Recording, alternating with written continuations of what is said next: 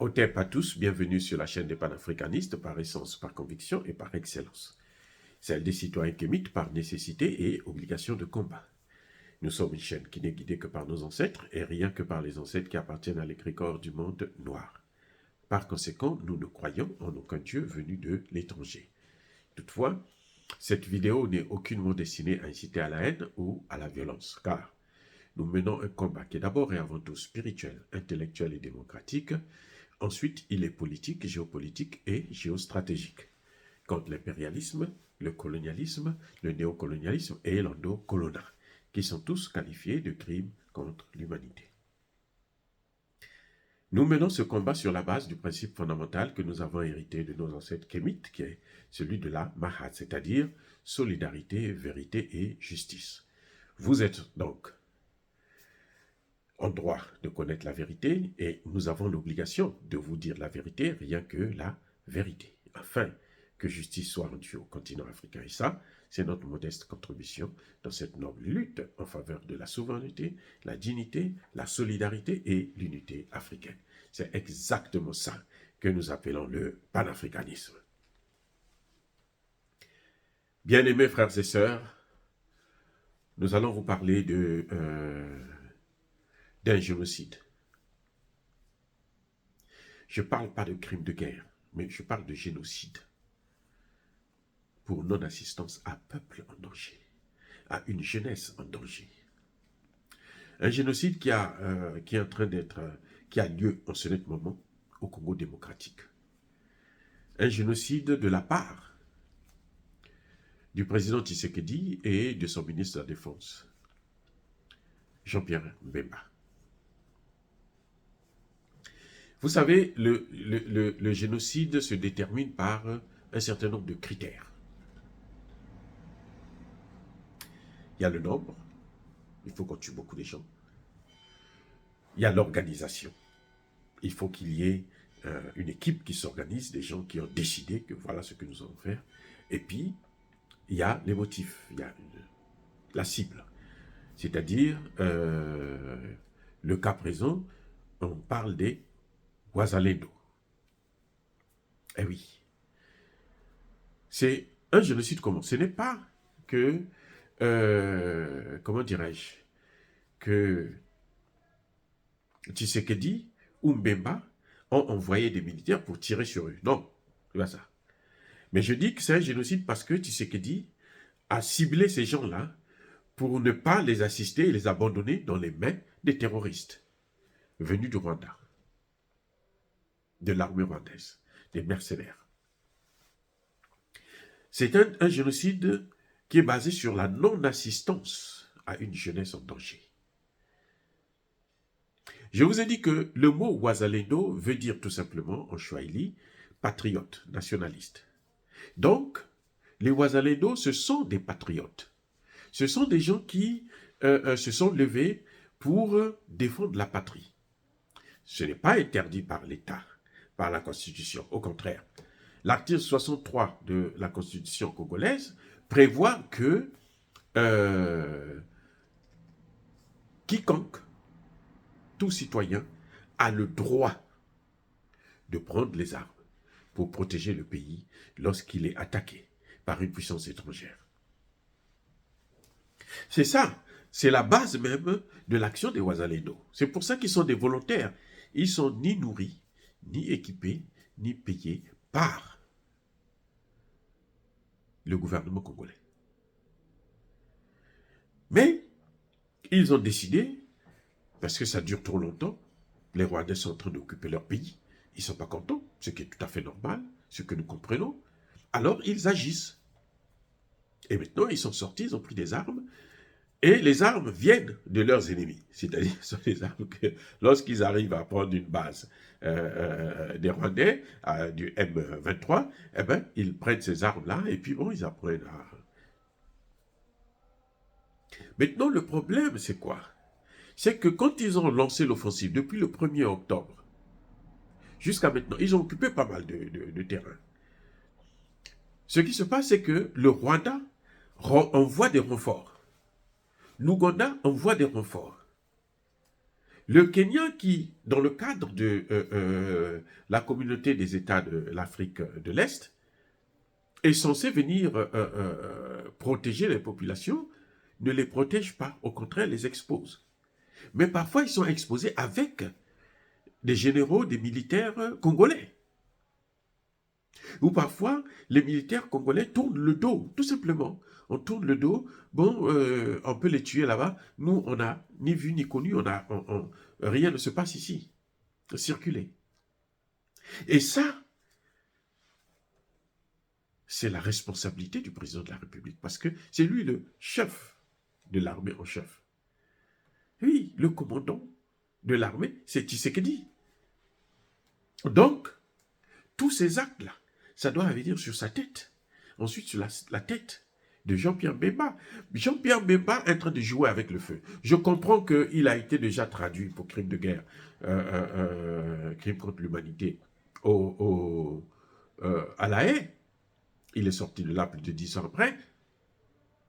Il a échappé. Mais cette fois-ci, je vous dis qu'il ne va pas échapper. Parce que la dernière fois, c'était des crimes qu'il aurait commis au Centrafrique. Là, c'est au Congo. Donc, nous prenons ça vraiment très au sérieux. Il y a vraiment un génocide qui est en train de se passer. Le cas le plus patent, c'est dans la ville de Kishanga. Les Ouazalendo occupent, après une guerre intense, ils arrivent à occuper, reprendre la ville de Kishanga, qui était dans les mains des M23 et des Rwandais. Alors, qu'est-ce qui va se passer? Eux, ils disent, bon, nous allons combattre ailleurs. On appelle donc l'armée congolaise pour venir prendre le relais, qu'elle vienne occuper la ville. Nous, on a fait déjà le travail. Eux, ils viennent seulement pour s'installer, pour surveiller, pour que les Rwandais ne reviennent plus. Vous savez ce que les Congolais ont fait? Ils sont allés voir leurs collègues de l'EAC et les casques bleus pour venir exposer, si vous voulez, les M23. Donc, en fait, ils sont venus avec le M23. Et la MONUSCO et donc les soldats de l'Afrique de l'Est. Et eux, ils ont reculé pour laisser les autres faire combattre contre les Ouazalendo. Donc, tuer les Ouazalendo en quelque sorte.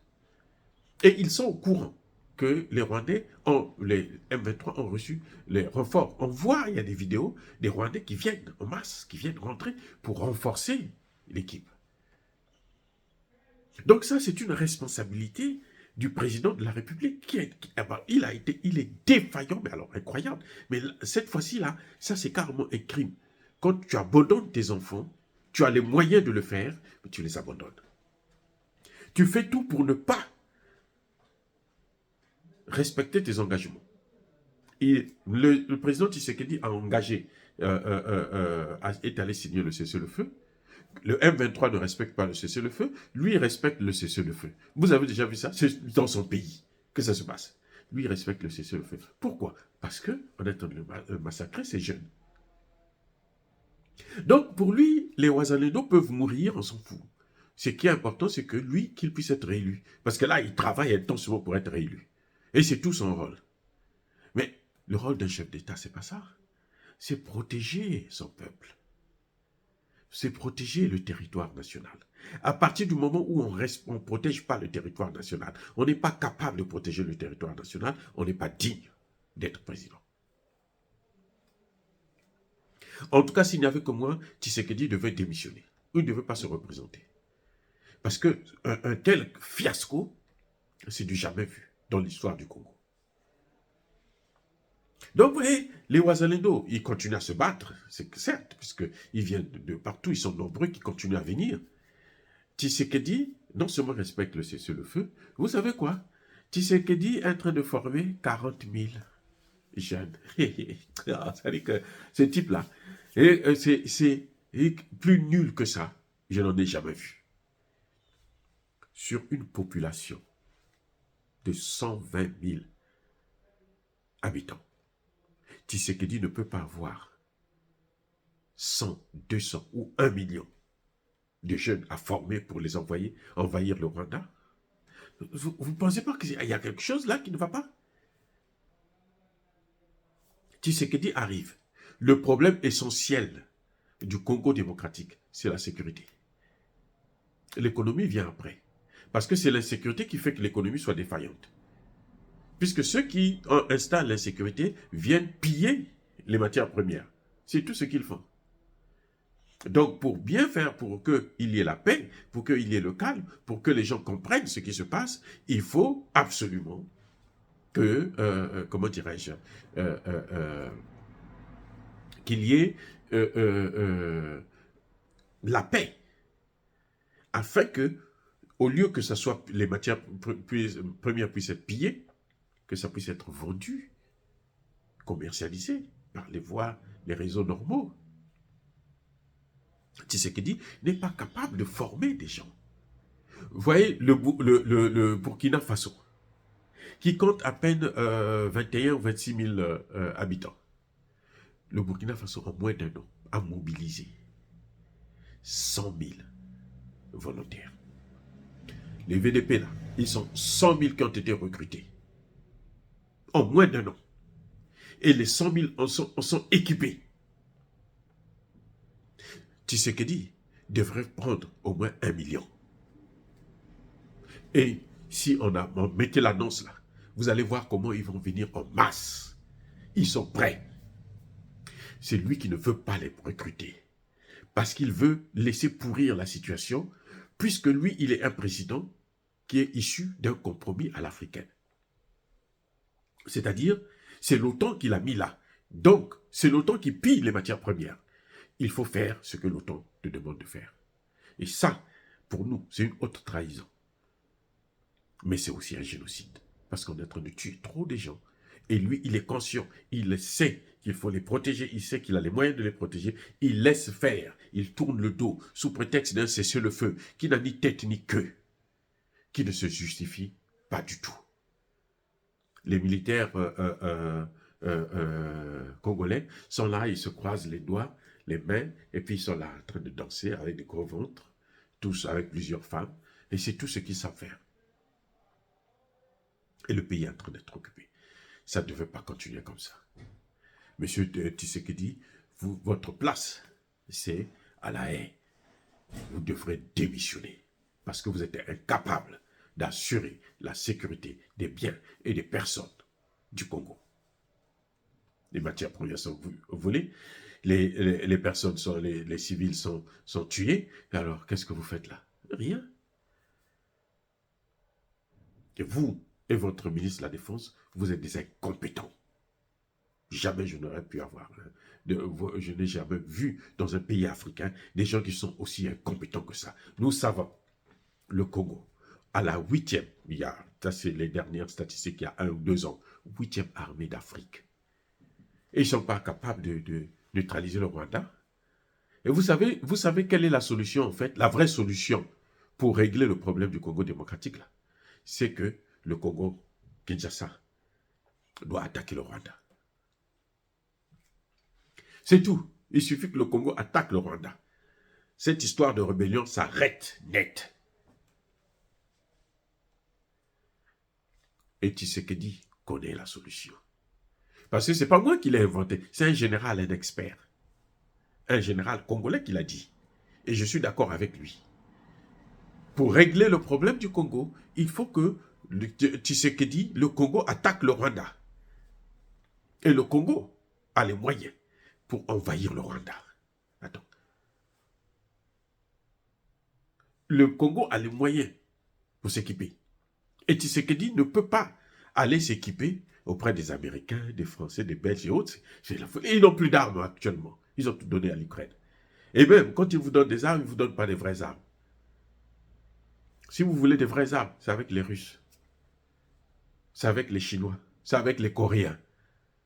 Qui interdit à Tshisekedi de négocier avec la Russie, de négocier avec la Chine, de négocier avec la Corée. Quand il est allé en Chine, là, il est allé pour aller parler du business. Alors que lui, il a besoin des armes. Il aurait pu demander aux Chinois de lui vendre des armes. Si la Russie, ça va frustrer les Américains tout de suite, mais vous pouvez demander aux Chinois. Et puis d'ailleurs, c'est un État souverain, oui ou non? La souveraineté, c'est quoi? Le pape est venu dire le problème des Africains. Il le disait au Congo, hein, le problème des Africains, là. C'est parce qu'ils n'ont pas le courage d'assumer leur souveraineté. Ça, c'est le vrai problème de Tshisekedi. Il a peur des Occidentaux. Surtout qu'il y a l'élection qui arrive, il se dit, les Occidentaux, là, vont me prendre le pouvoir. Mais le pouvoir, là, tu finiras par le quitter, mon cher. Tu peux faire tout ce que tu veux. Tu finiras par le quitter, l'abandonner, donner à quelqu'un d'autre. Dire cela, c'est inciter à la haine ou à la violence. Non, il y a ma colère, il y a ma lèvre. Je pense qu'il faudrait que tôt ou tard, Tshisekedi et son ministre de la Défense puissent être traduits à la haine pour crime contre l'humanité, pour génocide. Encore une fois, bien-aimés frères et sœurs, soyez bénis. Je persiste et je signe. Soyez abondamment bénis par le Dieu des Kémites et par nos ancêtres angélisés.